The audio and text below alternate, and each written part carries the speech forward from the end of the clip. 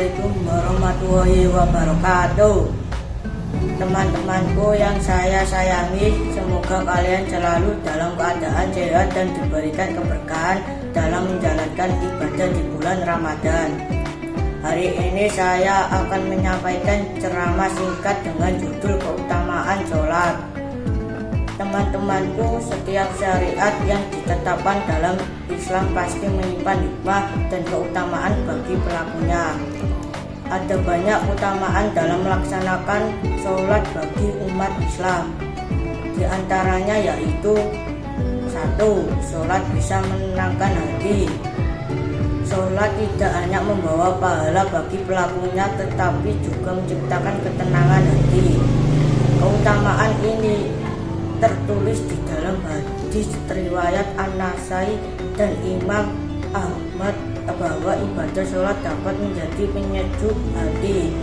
Seorang hamba yang rajin melaksanakan sholat akan merasakan kesejukan hati serta ketenangan jiwa. 2. Mendapat kemuliaan hidup. Kemuliaan ini tidak hanya dalam kehidupan dunia, namun juga di akhirat kelak.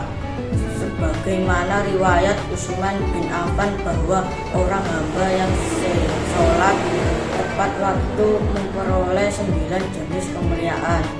Di antara kemuliaan tersebut adalah dijaga dan dicintai oleh Allah. Hidupnya senantiasa diberi kesehatan jasmani ataupun rohani.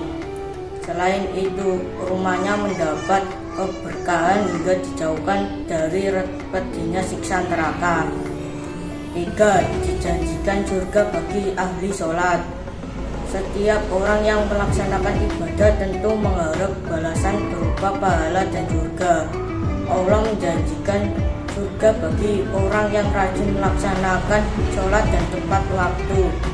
Hal ini tertulis dalam sebuah hadis yang diriwayatkan Abu Daud. 4. Sholat bisa menghapuskan dosa-dosa. Sholat yang dilakukan dengan sabar dan istiqomah akan dapat menghapuskan dosa seseorang. Dosa yang telah terhapuskan sudah pasti mendapat ampunan dari Allah Subhanahu wa Ta'ala.